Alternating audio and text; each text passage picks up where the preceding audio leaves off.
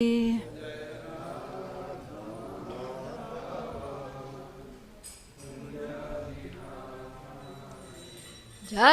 Radha Madhava Kunja Bihari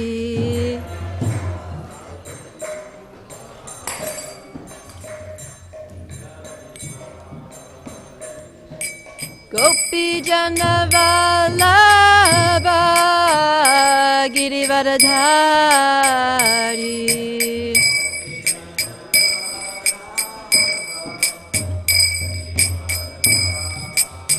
Jaya Gopi Jana Vallabha Girivardhari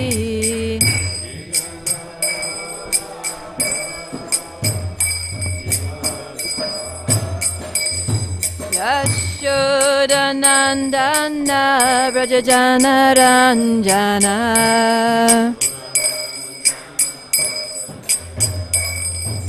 Yashodanandana Vrajajana Ranjana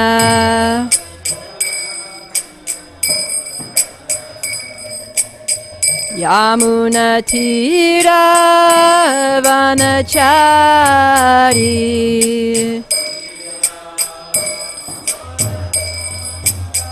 Yamuna Tira Vanachari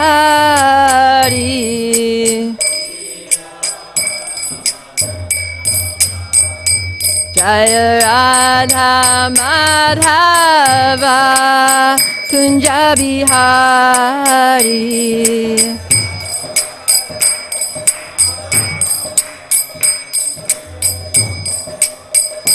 Jaya Radha Madhava Kunja Bihari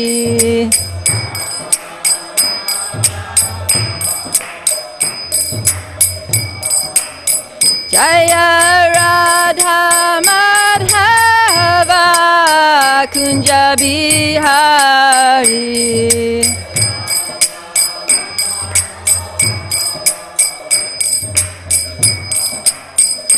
Jaya Prabhupada Prabhupada Prabhupada Srila Prabhupada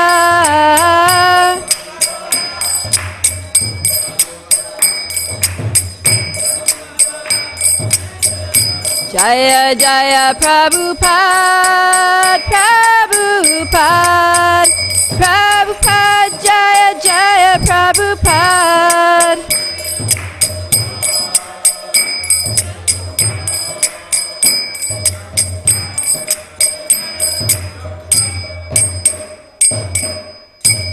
Gaura Premanandi Hari Hari Bo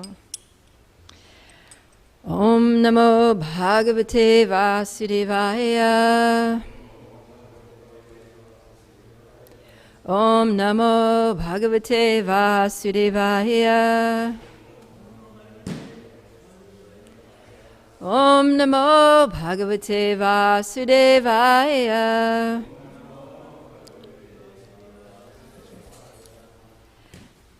Narayana Namaskritya Naram Chaiva Narottamam Devim Saraswatim Vyasam Tato Jayamudirayat Nashta Prayeshu Apadreshu Nityam Bhagavata Sevaya Bhagavatyutama Shloke Bhaktir Bhavati Naishtiki Jai. So welcome everyone to this morning's Srimad Bhagavatam class. And this week has been Speaker's Choice. So I've chosen a verse from the second canto. It's 284. He's going to put it up there in a second. And got it? Okay, cool. So Shrinvata Shradaya Nityam Grinatascha Swacheshtitam Kalena nati dirghena Bhagavan vishate hridi Shrinvata shraddhaya nityam Grinatascha swachestitam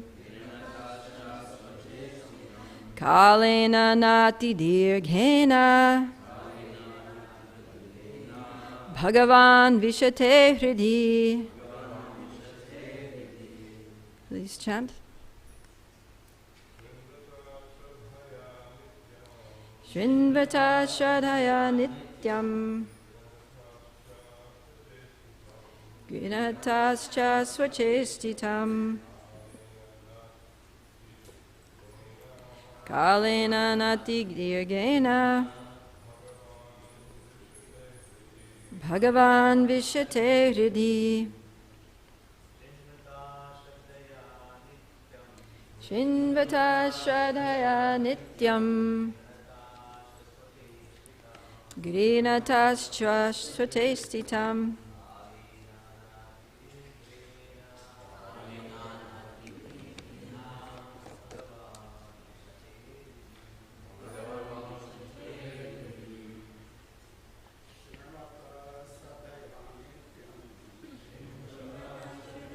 Nityam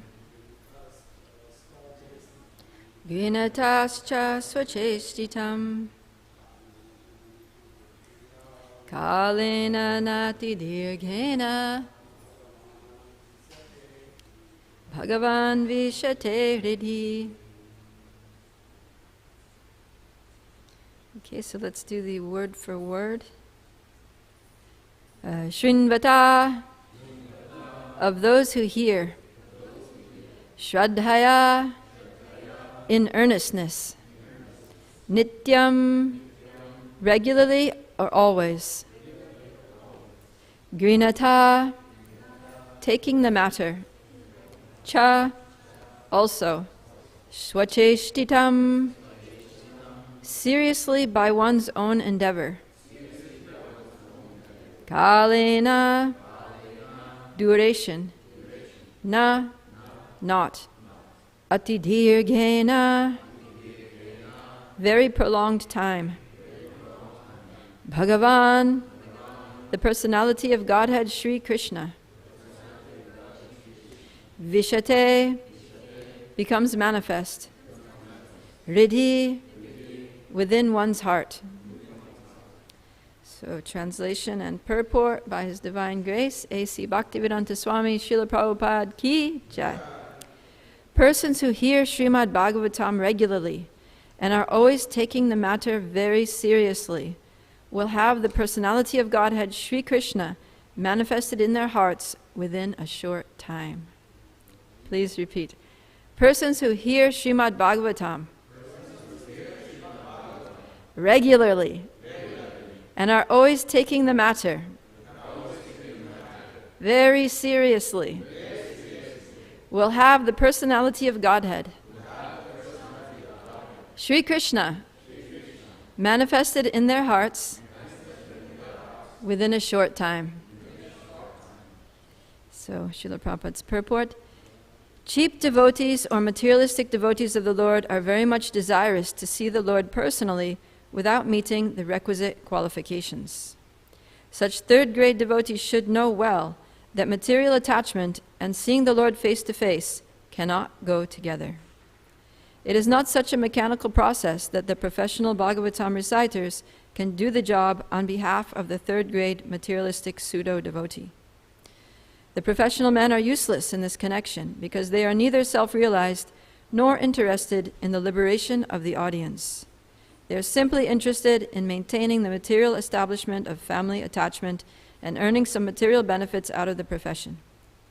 Maharaj Parikshit had no more than 7 days to live, but for others, Maharaj Parikshit personally recommends that one should hear Srimad Bhagavatam regularly, nityam, always by one's own effort and with serious devotion also. That will help one to see the Lord Sri Krishna manifested in one's heart within no time.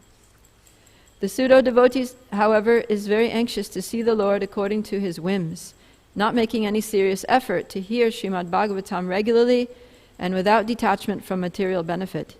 That is not the way recommended by an authority like Maharaj Parikshit, who heard and benefited by hearing Srimad Bhagavatam. Srila Prabhupada ki jai. Om Jnana Timirandasya Gyananjana Shalakaya Chakshurum Militandena Tasmai Shri Guruve Namaha. Namo Om Vishnupadaya Krishna Prastaya Bhutale Srimati Bhaktivedanta Swami Namane. Namaste Saraswati Devi Gauravani Pracharane Nirvishesha Shunyavadi Pashatade Shatarane. Jai Shri Krishna Chaitanya Prabhu Nityananda Shri Advaita Gadadhar Shivasari Gaura Bhakta Vrinda. Hare Krishna, Krishna Krishna, Hare Hare, Hare Rama, Rama Rama, Hare Hare. So this verse is very nice because it's explaining how we can have the personality of Godhead, Sri Krishna, manifested within our hearts within a short time. And this verse is spoken by Maharaj Parikshit, who is expert in this topic because he's famous for having attained perfection by hearing. So he knows what it means to be a qualified hearer, and he's teaching us here. So there are three things that he gives here about hearing. So Shrinvata means hearing. So that's us. We're trying to hear Srimad Bhagavatam. So how should we hear Srimad Bhagavatam in such a way that the Lord will be inspired to manifest himself in our hearts by virtue of our hearing? So he says the first quality is Shraddhaya, which Prabhupada translates here in earnestness. And of course, Shraddha, we know it means faith. So it means with faith. Of course, if you don't have faith, you can't have earnestness. You know, earnestness means like a sincere desire. You're sincerely, you're making a conscious effort, a willingness. It's a willingness, a determination that I really want to hear Bhagavatam. I want to understand Bhagavatam. I want to learn something. So it's the desire to learn, the desire to hear and to know Krishna by hearing Srimad Bhagavatam. And then the next thing is Nityam. So Nityam means, it's translated either as always or regularly. So the best thing is just go on hearing Bhagavatam. Just like Vaishesha Guru says, keep the transcendental sound vibration flowing. Just don't stop, always be hearing some transcendental sound. If it's not, kirtan or your japa or class, but have, some bhajan or kirtan in the background, Srila Prabhupada's class playing while you're cooking or driving or something, just keep that transcendental sound vibration flowing, nityam, always. Or at least regularly. So at least regularly. And Srila Prabhupada, he established the morning program in such a nice way that, if you go through Nectar of Devotion, there's that one chapter, chapter 6, that lists all the 64 angas of devotional service, 64 limbs or items of devotional service. That if we want to be successful in bhakti, then Rupa Goswami, who knows very well how to be successful in bhakti, because he's a pure devotee, he's telling us, do these 64 things. So if you go through that list of 64 things, and you look at all the things that we do in the morning program that Srila Prabhupada established, from Mangalarti to breakfast time, you can tick off almost every one of those 64 things. The Srila Prabhupada, it's almost like he took the instructions of Rupa Goswami and he just integrated them as much as possible into our morning program. And Srila Prabhupada was very emphatic that all devotees must attend the morning program. So part of that morning program is hearing Srimad Bhagavatam, and if we come every day, or at least most days, then we're going to have this nityam qualification of hearing Bhagavatam regularly. Of course, you could say that even if you just come once a week or once a year, that's regular. I come every Janmashtami to the morning program, or every Prabhupada Vyasa Puja or something. So that's also, you could say it's regularly, but that's not the intention here. The intention of regularly is, frequently. And then the next thing is grinatas cha swacheshtitam. So Grinatas means accepting. And swachestitam, so chestitam means effort. It means activity. Like the activities of devotional service are called chestitam. And swa means one's own. So the point that's being made here is that it's not a passive process. It's not that I'm just going to sit and, imbibe bhakti. It's an active. It requires one's own effort. You have to be personally, yourself, active in the process. So that corresponds to what Rupa Goswami says also in Bhakti Rasamrita Sindhu, that he says, Anya bilashita shunyam, jnana karma dyanavritam, anukulyena krishnanu, shilanam bhakti uttama. I always get those mixed up, uchitera uttama. It's uttama. So there he says that anushilanam, that it's a cultivation. So, if you're cultivating a garden, then you don't just throw the seeds there and go watch TV for the next 3 months and then go back later and pick your vegetables. It's a cultivation. You have to actually do something. You have to go out there, regularly, frequently, every day, and see how it's going. Make sure that no pests are going there and, chewing up your little plants. The rabbits aren't going there and munching the seedlings, or some disease is not coming and affecting the crop. And you need to pull the weeds, and you need to, do many things. It's a cultivation. It's an active process. So in the same way in bhakti, we need to be actively involved regularly. We need to be vigilant. We need to be really on our game, to make sure that we're going to win it, that we're going to be victorious or successful in our effort. So, for example, in kirtan, often you see that devotees come to kirtan and they'll just kind of be sitting there, enjoying the music.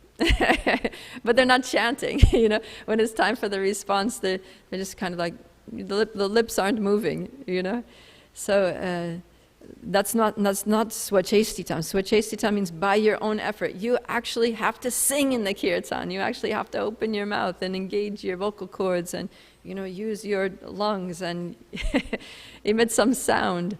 So it's an active process.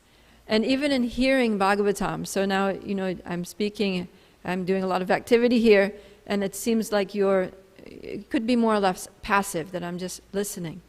But also the listening is an active process. It requires some effort to be attentive, especially in this world where there's so many distractions. There's the mobile phone. There's just so many things that are going on in life. Life is complicated. And so it requires an effort to actually pull the mind in to be focused and be attentive on hearing. And not just being attentive, but really trying to understand, really thinking about it as you're hearing, thinking, okay, how does this apply to me? How can I take this message? How can I take what I'm hearing and apply it to my life to improve my practice of bhakti, to bring myself closer to Krishna through this process? So that's what Maharaj Parikshit is mentioning, these 3 things.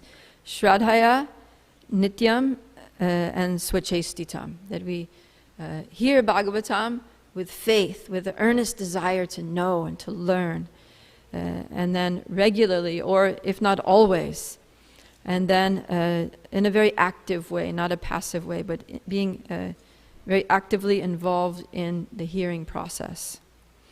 And then the result of that is kalena nati dirgena. So kalena, kala means time, and na. So and dirgena means very long duration.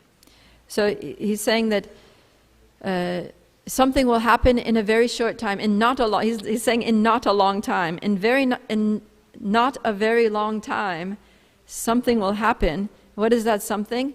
Bhagavan Vishate Hridhi. That the Supreme Personality of Godhead, Bhagavan, in his Bhagavan feature, that's Krishna, Swayam Bhagavan Krishna, will Vishate manifest in your heart. So, we want that. We want that Krishna be manifested in our heart. We want that Krishna be present with us. You know, he says that he's our best friend. He says, Suhridam Sarva Bhutanam, that he's our best friend. And when that best friend is constantly in our presence and very active in our lives, very, very much manifest in our hearts and in our lives, then we have clear guidance. You know, our lives, we're never fallen into the situation where I don't know what to do, I don't know what my purpose is, I'm feeling lost.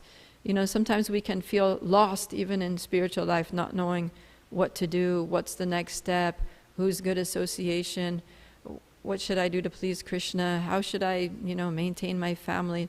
All these question marks, and we're trying to figure it out on ourselves, and there's a lot of ambiguity and perplexities.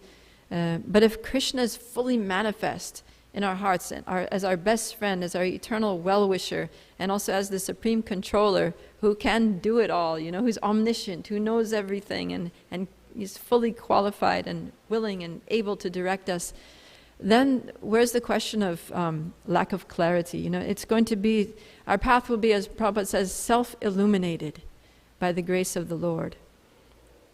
So we want that. That's so helpful in our spiritual lives. So we have to do this. You know, if that's what we want, then this is what we have to do. Maharaj Pritchard is saying, Shraddhaya, Nityam, and Swachestitam. These three things, and we have to hear Bhagavatam in this way. And you know, there's a saying that whatever you do for 1 hour if you do it for whatever you want to do, say there's something that you want to be good at, you want to be really expert at. If you just do that thing for 1 hour every day, then you'll become good at it, whatever it is.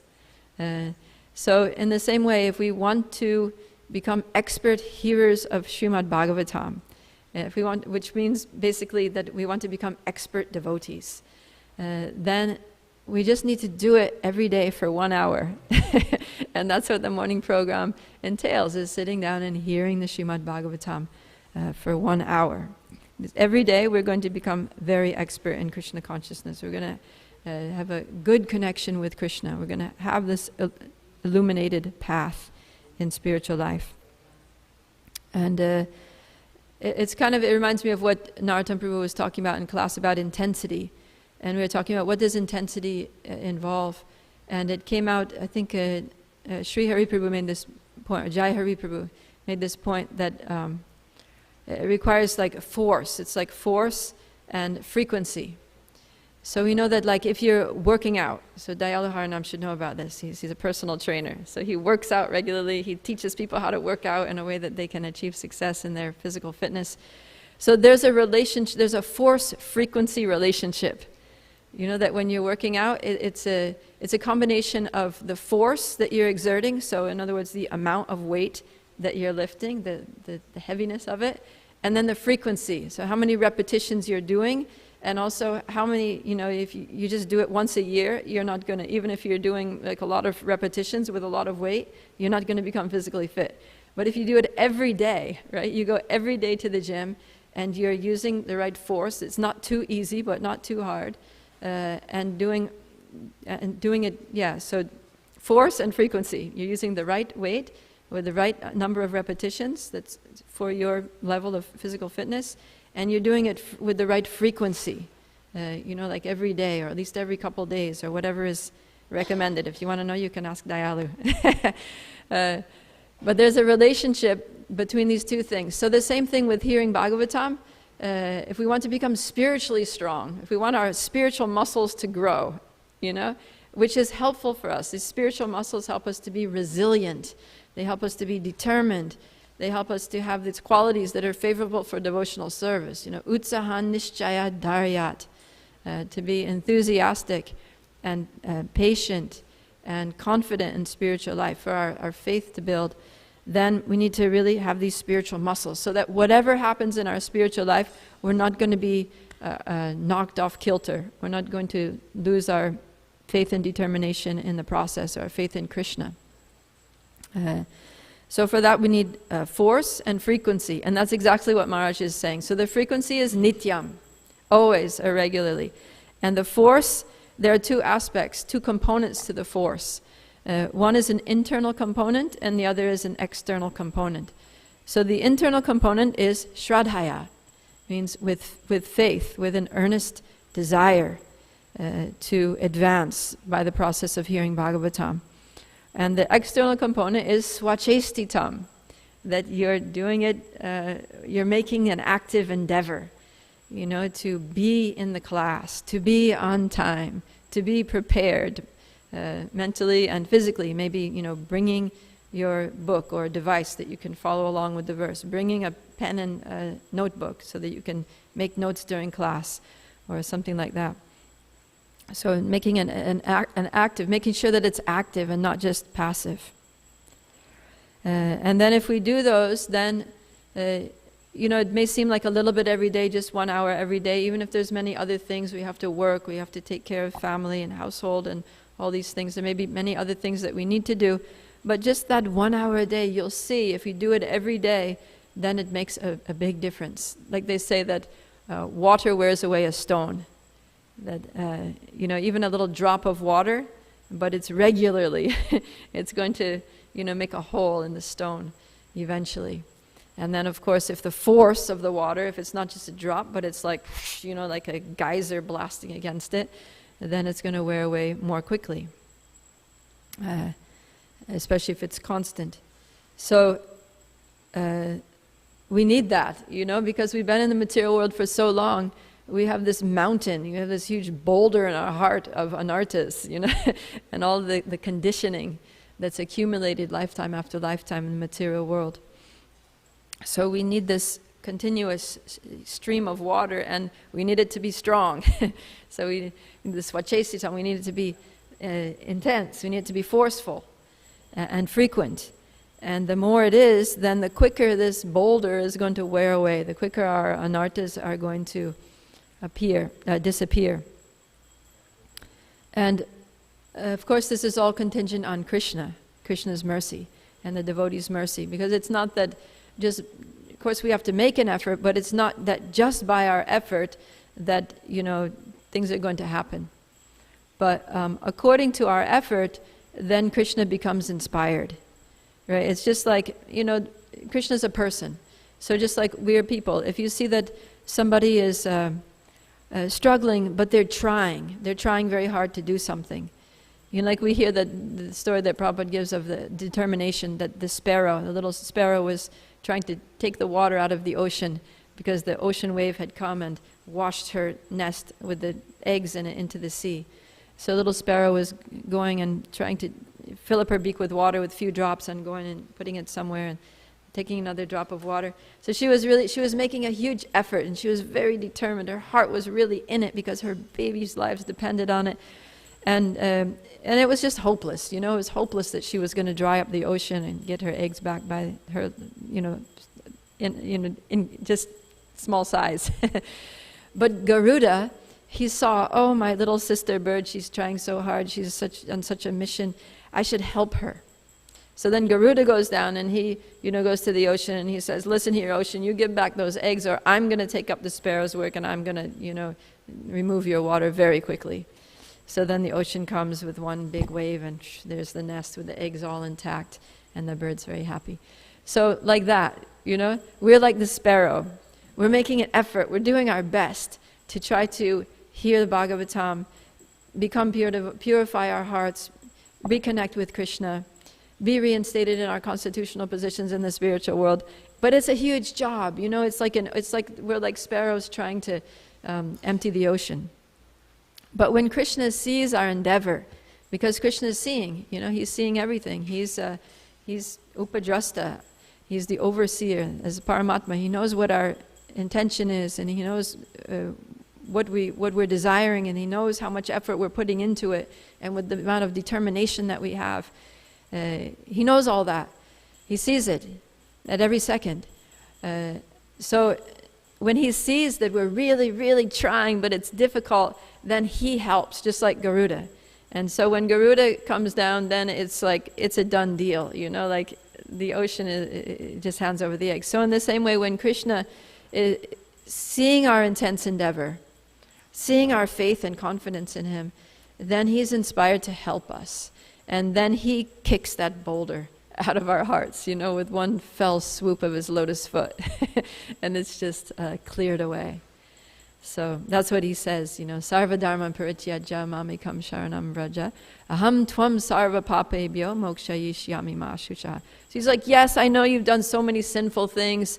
I know you've got this huge mountain of bad karma and anarthas and all this conditioning. I'm very aware of it. Just surrender unto me and I'll remove it all. I'll free you from all your sinful reactions. I'll free you from your sinful propensities. I'll free you from your material attachments. I'll just clear it all out. Like, that's nothing for me.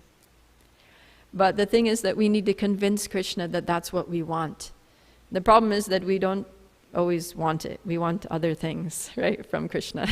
We're like, instead of praying to him to remove our material attachments, we're praying to him to fulfill them, to maintain them, to fulfill our material desires, to increase our, material situation.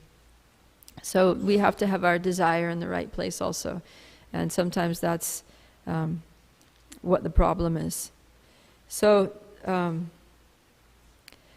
another question that might arise in relation to this verse is, because it says Krishna will be manifested in such a person's heart within a very short time, if they hear Bhagavatam regularly, with faith, with making a great effort. So, but one might say, well, isn't Krishna already in our hearts? Isn't the Paramatma, isn't he already there? What is this about Krishna being manifested in our hearts within a very short time? He's in the hearts of all living beings. He's already there. Why do we have to do anything? So, there's different ways that, yes, the answer, first of all, the answer is yes. Krishna is in our hearts, but he's not fully manifest as Krishna. It's kind of like Krishna, he's there, but he's doing business as Paramatma. So it's DBA Paramatma.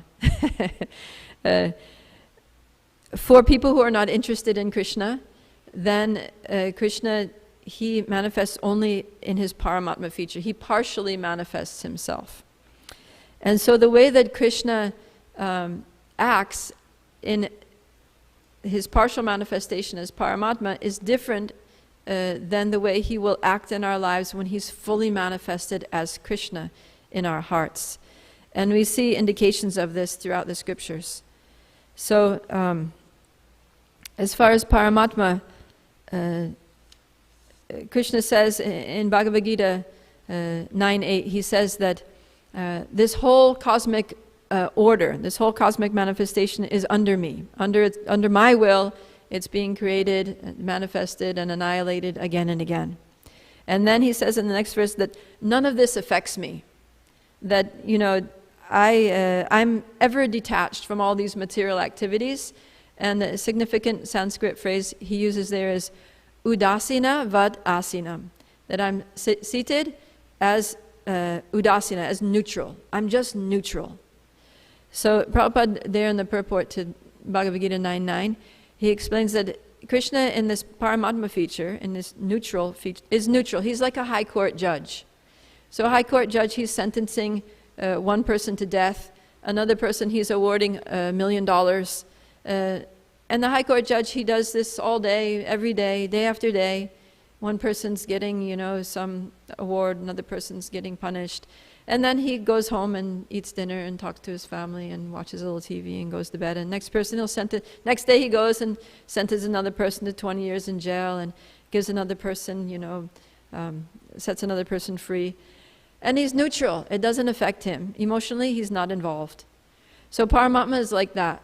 And Prabhupada explains also in the purport to Bhagavad Gita 5:15, he says that, the Paramatma will engage a pious person in religious activities so that they may be promoted to heaven, and he will at the same time he'll engage a sinful materialistic person in sinful activities so that he may go to hell. So that's the same Paramatma, it's the Lord. And if you have sinful desires, he'll actually fulfill your sinful desires and let you go to hell and pave your path to hell. He'll do that. So that's Paramatma, he's neutral. And in Bhagavad Gita 9:29, it says, Samoham sarvabhuteshu name dveshyo stina priyaha.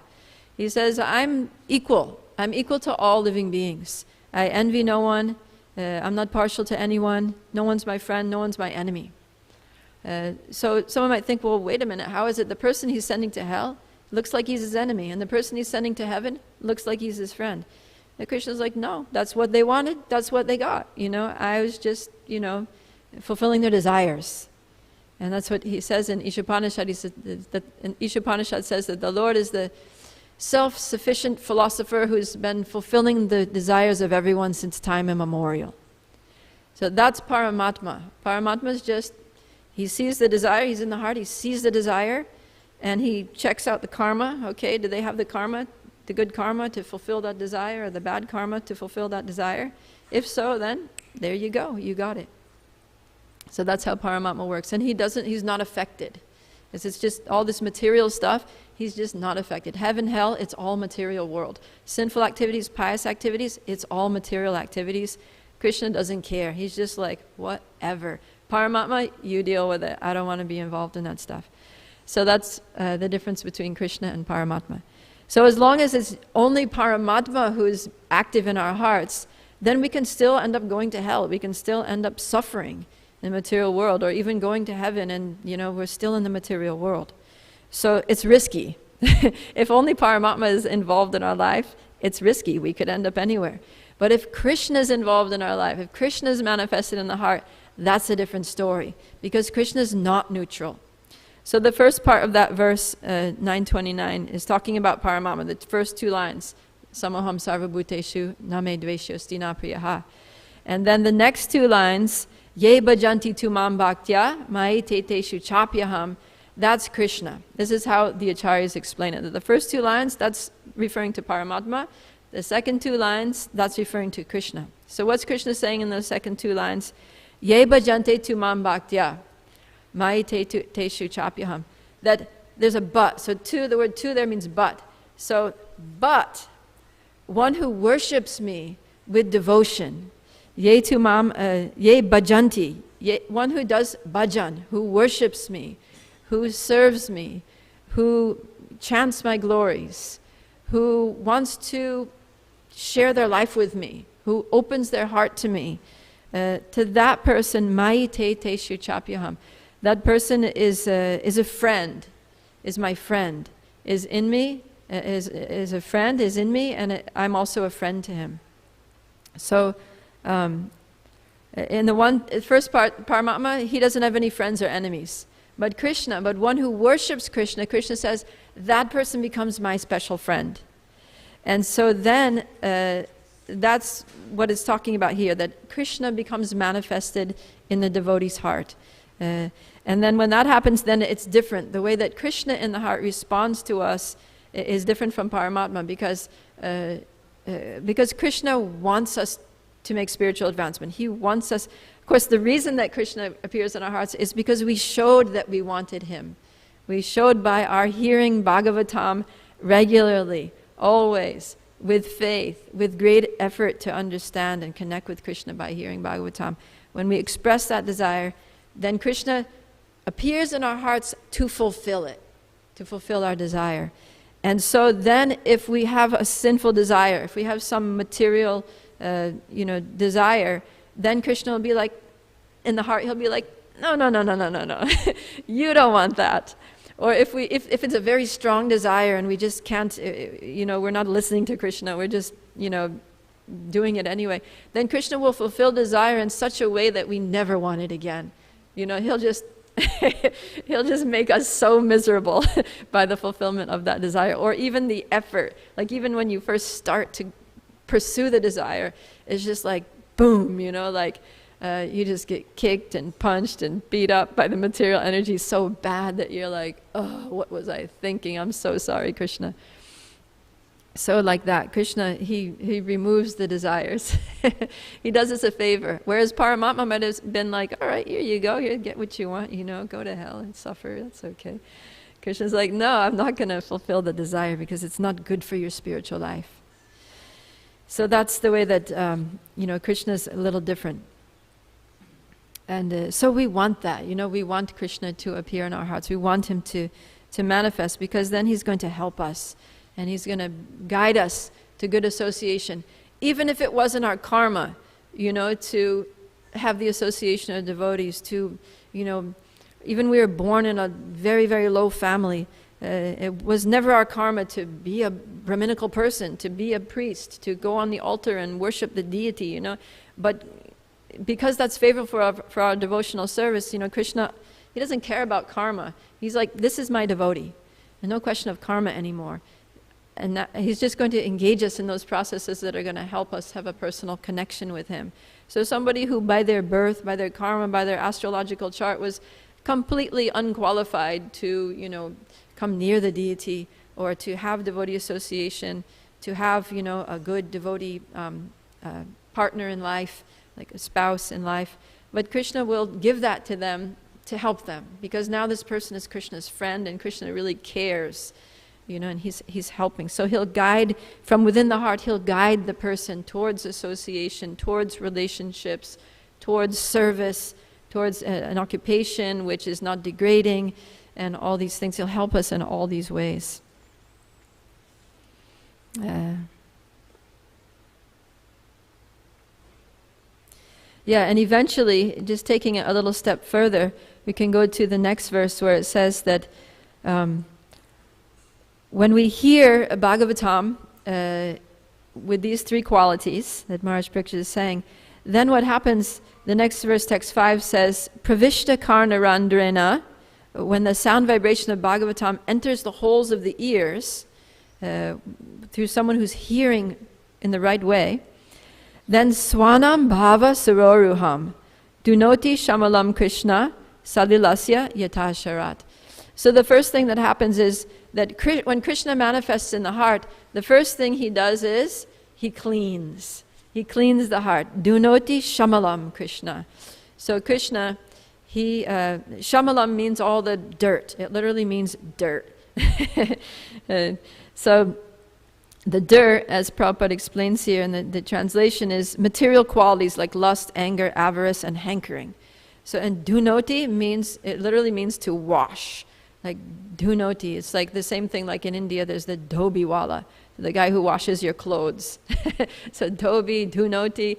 So Krishna becomes your dhobiwala, and he washes all your like dirty laundry in the heart, and he makes it clean. Yeah. So, and that's also said in the first canto, Shrinvatam Swakata Krishna, Punya Shravana Kirtana, Hridyantas, how's it go? Hridantis, Vidunoti, Suhit Satam. So the same thing, Vidunoti, he cleans.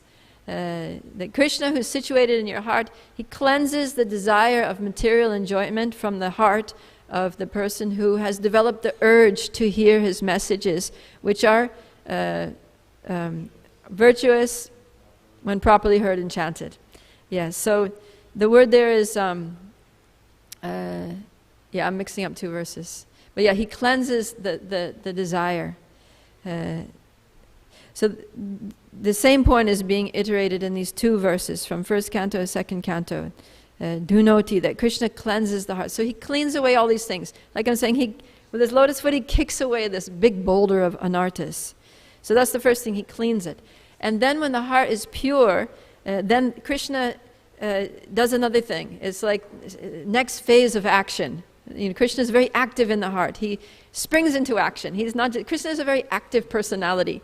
He's not just someone who sits around. He's not lazy. You see Krishna's pastimes, he's so active. From the moment of his birth, he just is active. He's killing demons, he's pleasing his devotees. He's never stopping doing something. So when Krishna appears in the heart, he's not just sitting there observing and witnessing and sanctioning. He's active. So first he's cleaning. And then when it's clean, he kicks into the next phase of action, and that is swanam bhava saroruham, that he manifests. Prabhupada translates, he sits down on the lotus flower of our loving relationship. So it's so beautiful, it's very poetic here. That what this means is that we all have an eternal relationship with Krishna. We all have a loving relationship with Krishna in one of the 5 rasas. And so Krishna reveals that to us. Swanam Bhava Sura. He reveals our swabhava. He reveals our constitutional relationship with him. And so we are also present in the heart. The soul is in the heart. That's where the soul is situated. So Krishna is in the heart. We're there with Krishna in the heart. And apparently there's this lotus flower. There's this suroraham. There's this lotus flower, or the metaphorical lotus flower of a loving relationship. So we have a loving relationship with Krishna. And this goes on in the heart. When the heart is pure, it manifests within the heart. So we're there, and Krishna's there, and there's a loving relationship, and that begins to manifest within. In other words, we become aware of our eternal loving relationship with Krishna. He reveals it to us from within the heart. And we come to identify with that relationship and meditate on Krishna and serve him internally. We serve him internally according to that relationship within the heart. So that's a very high stage of devotional service. When the heart is very pure. When the heart is pure, then the heart becomes like Vrindavan. Someone asked me this question recently, that how can Krishna manifest in the heart? I thought Krishna is only in Vrindavan. Krishna never takes one step out of Vrindavan.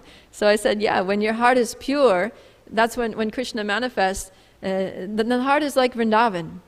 And there's a verse also that in Chaitanya Charitamrita where one devotee, I think I have it here, hold on. It's a very beautiful verse. Just bear with me a sec. I want to not mess up this verse.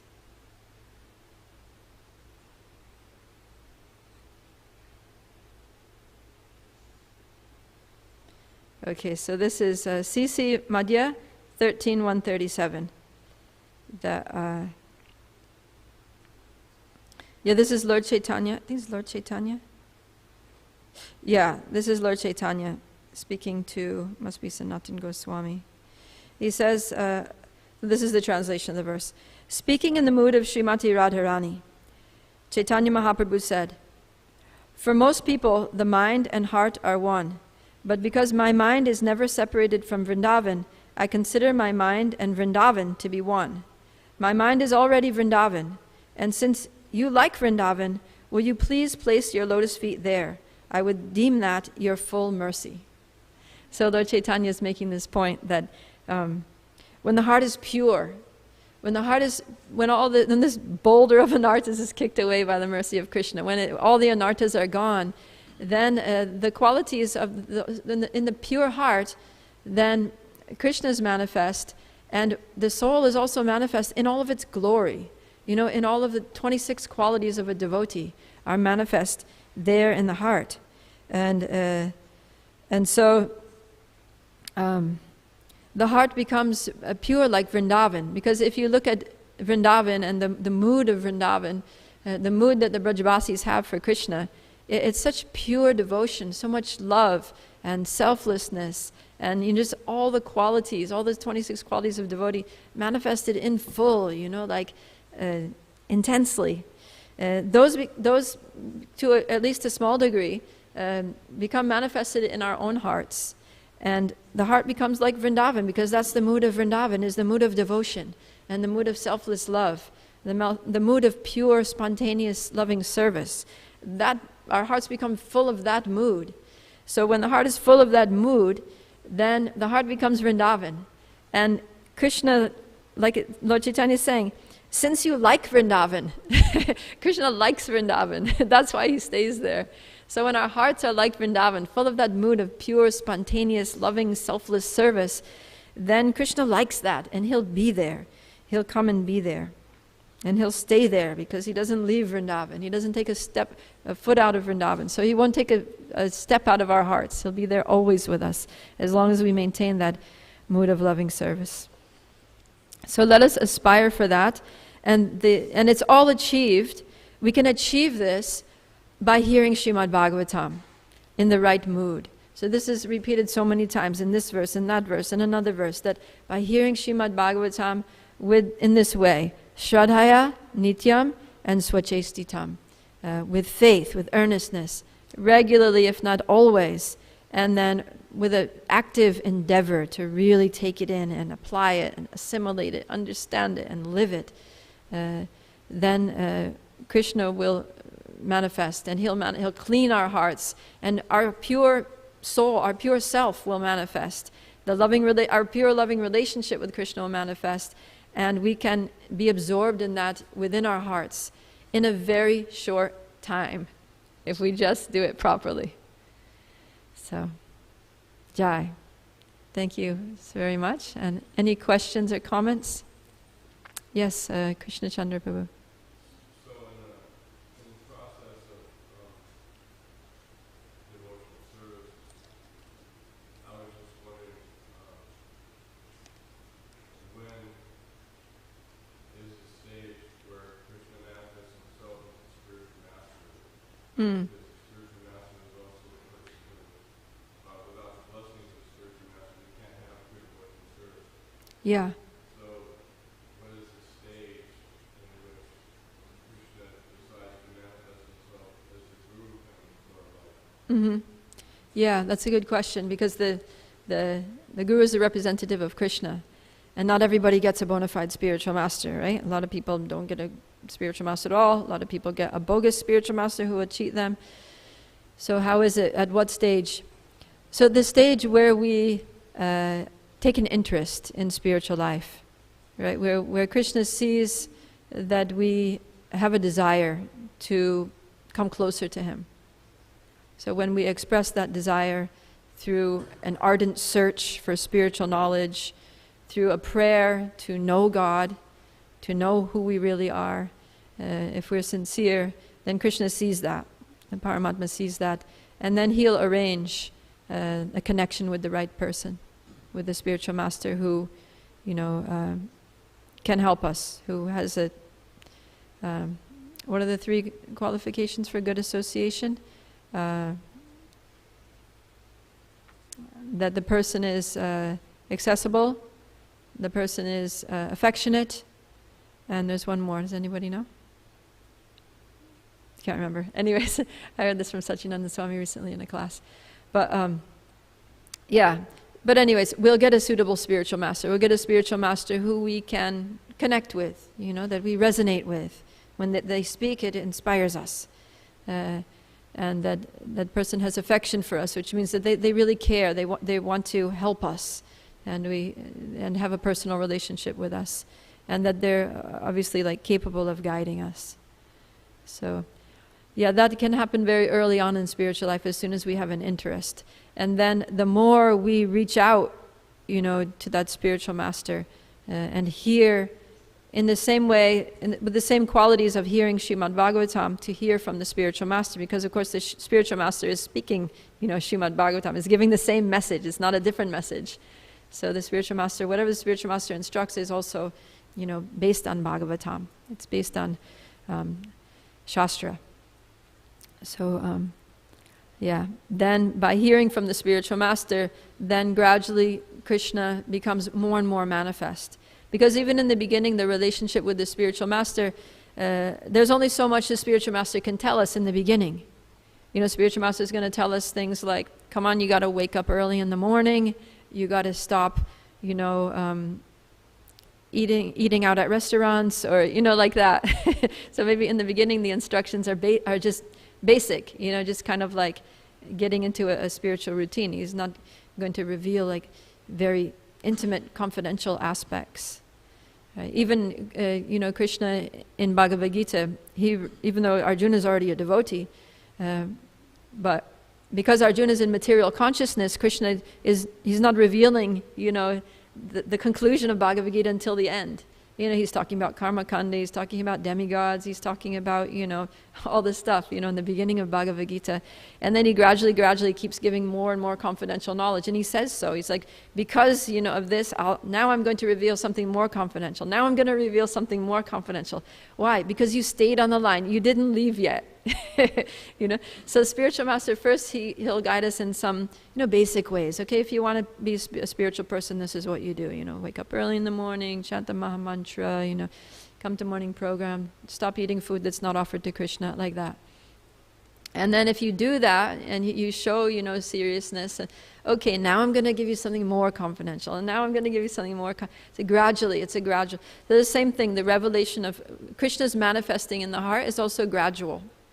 And the spiritual master, we get a spiritual master, but the extent to which the spiritual master will actually enlighten us is also, it's a gradual manifestation.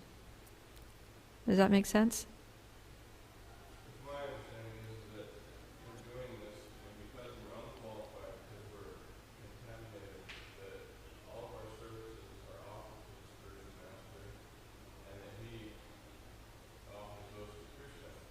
Yeah. So when you hear about the devotees who, for instance, spend time with the Prabhupada, he would chastise them and do different things like that to try and help purify them. Yeah. And manifest more and more blessings in their life as they surrender to him. Yeah. In his mission.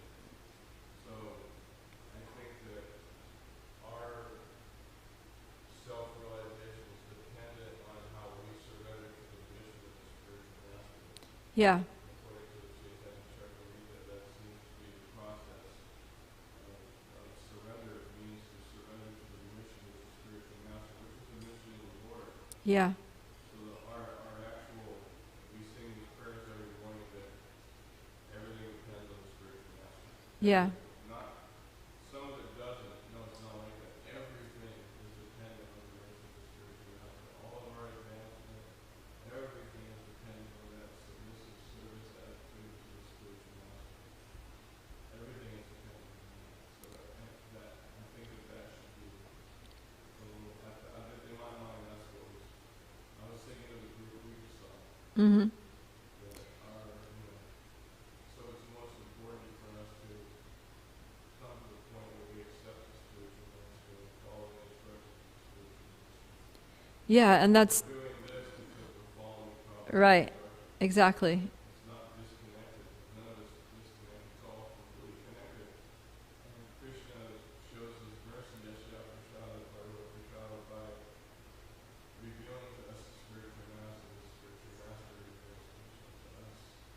So it's all really dependent on our relationship of being followers properly to the spiritual master. Because he can instantly bless us with pure love of Godhead. Mm-hmm. When we're not ready for it, then we have to, Yeah. that's what we're hearing every day. Yeah, exactly. We're not qualified, so we have to go through this nice, gradual process. It's all based on the service of the Guru. Yeah. Yeah, so when I say Krishna, that's also the spiritual master. Prabhupada said one should know the Acharya to be myself. So the spiritual master and Krishna, the spiritual master is the representation of Krishna. So when I say that Krishna is manifesting himself, then he does that through the spiritual master. And we, our connection with Krishna is through the spiritual master. So we connect to Krishna, to Guru. Krishna manifests himself through Guru. So that's very much a part of the process. And that's why, in Nectar of Devotion also we're talking about the 64 items of devotional service. The first 5 of those are all about the spiritual master. The very first item is one should approach a spiritual master. And then the second one is one should, hear from the spiritual master. One should become initiated by the spiritual master. One should follow in the footsteps of the previous acharyas under the guidance of the spiritual master. So it's all about the spiritual master. The idea being that if one has a spiritual master, then all the remaining items of devotional service will naturally follow, because the spiritual master is going to teach us those things, train us in those things. And so, the first and foremost item is to approach a spiritual master and take initiation from a spiritual master and follow the instructions of the spiritual master. And that's what we're doing. That's what Bhagavatam, like Chaitanya Chandraprabhu so nicely said. The reason that we're hearing Bhagavatam is because Srila Prabhupada told us to hear Bhagavatam every day. And in when we read Bhagavatam, Bhagavatam is also saying, hear Bhagavatam every day. So Prabhupada is just saying, he's just speaking Shastra. And the reason that, this is in Shastra is because this is what Krishna is. This is Krishna's message. So the Guru gives us Krishna's message in a way that we can understand and apply. So, thank you very much. Even in the advanced stages, most advanced stages, like Prabhupada described in the method of instruction, that we have to worship the resident of Vrindavan. Yeah. So when that book came out, the devotees were asking Prabhupada, well, what do we, who is the how do we accept a resident of Vrindavan or spiritual master? Prabhupada said, I am that resident of Vrindavan. Mm. You accept. And we didn't want people to think that they were already so advanced, so he made it clear that he was that resident of Vrindavan. Yeah. If you're in the most advanced stages, we're still dependent on the servant of the servant of the servant of the servant of the servant, so we're still dependent on whoever, even when we get liberated, our eternal service, we have another group Yeah. in the spiritual world, so everything's dependent on somebody else who's our superior. Yeah. And it's by the mercy of that resident of Vrindavan, Srila Prabhupada, that his mercy and blessings, that we will be able to, know our eternal relationship with Krishna, and who the other resident of Vrindavan in the spiritual world, if it is another, maybe the same, that we're serving eternally is. So, yeah, Dayalu. You mentioned that we should approach Krishna with proper desire, but is that like a subjective thing? Because some devotees have taken on responsibilities of providing for others, so just naturally or subconsciously, they'll have material desires to Yeah. provide a facility for a partner or something. Yeah. Yeah, it looks like a material desire, but it doesn't have, it can be a spiritual desire as long as it's connected with Krishna. So, yeah, let's say if you're in Grihastha ashram, so you need to earn money, right? Because you need to have a house for your family, and they have needs, and you also have needs that aren't being provided by the temple anymore. So, yeah. It looks like a material desire because materialistic people are having the same desires, right? But it doesn't have to be a material desire if you're very Krishna conscious, because your home is not just an ordinary home, it's a temple, right? You have an altar there, you have the deities of Krishna in your home, or at least pictures, and you're Krishna conscious. And also, the family that you're working to maintain, they're not ordinary people, they're not materialistic people, they're devotees. So if you're earning money let's say to put food on the table, that food is not ordinary food, it's prasadam, So your home is a temple, the food is prasadam, the people that you're maintaining are devotees. What's the difference between that and serving the temple? Temple is like, it's a building, your house is a building. Temple has devotees in it, you have devotees in it, your house has devotees in it. The activities in the temple are serving Krishna, you engage your family in serving devotional service. Devotees are taking prasadam, what's the difference? It's the same thing, right? It's the same things that you were doing as a brahmachari when you're going out on book distribution and collecting money and giving it to the temple. It's for the same things. Just that now you're taking personal responsibility to, maintain this situation that's separate from the temple. But it's the same stuff. So it's not, so if that's what your Grihastha ashram is like, that you are actually doing your morning program, you're chanting your rounds, you're engaging your family in devotional service, family is coming together, reading Krishna book at night, taking prasadam together, doing kirtan together, then it's all spiritual. Your job is also, especially, if you're intentional about, let's say you have an outside job, you go into it with a prayerful mood, like, Krishna, thank you for giving me this occupation, that I can, that through it I can worship you and care for the devotees who you've given me as my family members to care for, like that. Then it's all spiritual, it's all service. Not material. There's no material desire in desiring to maintain your devotee family. If you're Krishna conscious. Yeah, you can go on working for hundreds of years that way and not be bound by karma. There's no, yeah, it's karma free. It's all service. We're getting late. I don't want to drag it on, but there's one last point that I have. Okay, last thing. So,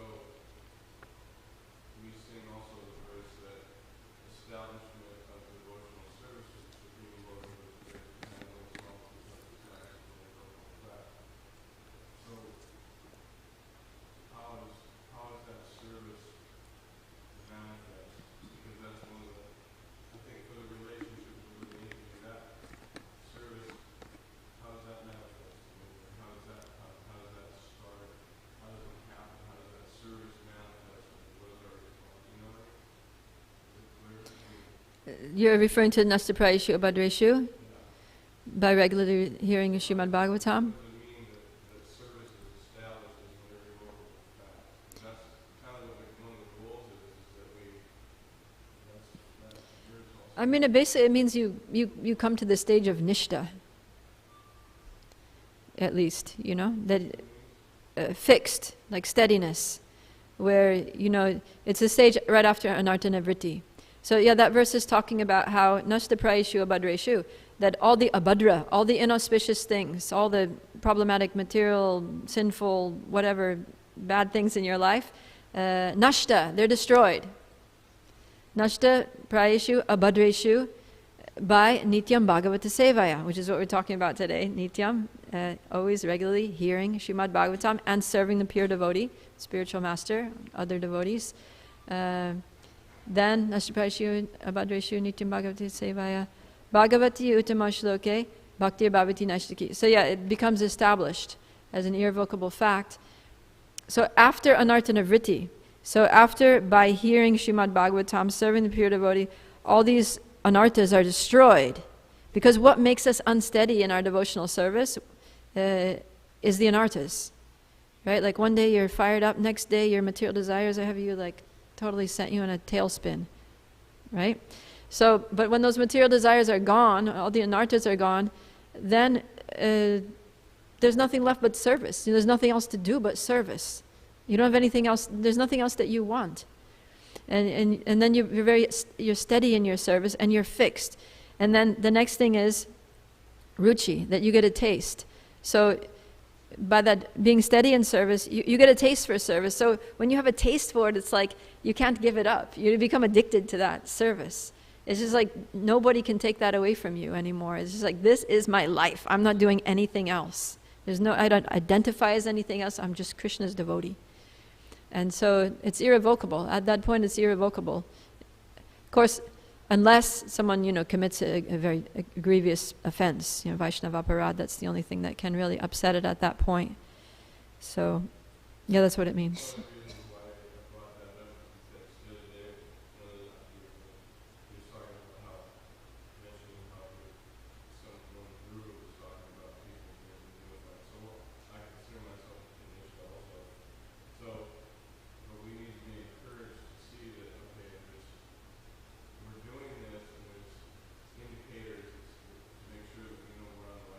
Yeah. Yeah.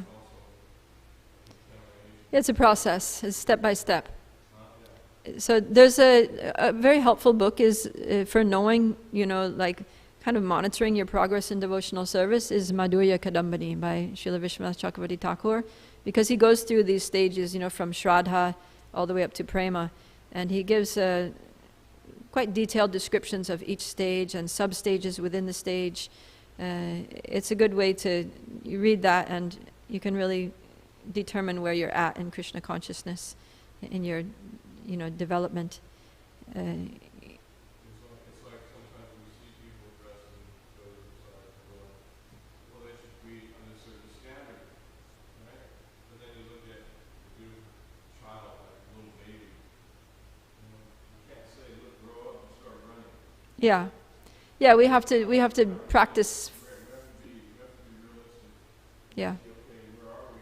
Are we a crawler still? Mm-hmm. Or are we just turning over? What are we? What stage of are we in? Yeah. A lot of times we put ourselves under pressure and we're not even close to being where we're thinking we should be. Mm-hmm. So Yeah. Yeah, we can't be artificial and do things prematurely. We have to make an honest assessment of where we're at. But also we should be aware of these higher stages as, something to aspire for, If you're in kindergarten and you're going to try to do like grade 12 mathematics, you're going to fail, right? You're just going to fail. You're not going to get it. So in the same way, if we're new devotees and we're trying to be on the level of, the Bhava Bhakta, then we're just going to fail. We're going to fall down. But we need to know where we are, act appropriately according to the guidance of a spiritual master. That's why spiritual masters, Diksha and Shiksha Gurus are very important, because they can help us to know where we're at and what's appropriate for us to do in the present moment. But also, we have a lot to look forward to, and we should be aware of those stages and really desire to advance. And that will help us. Okay, I have to stop now, otherwise no one's going to let me give class again, because last time she gave class, she spoke till 10:30.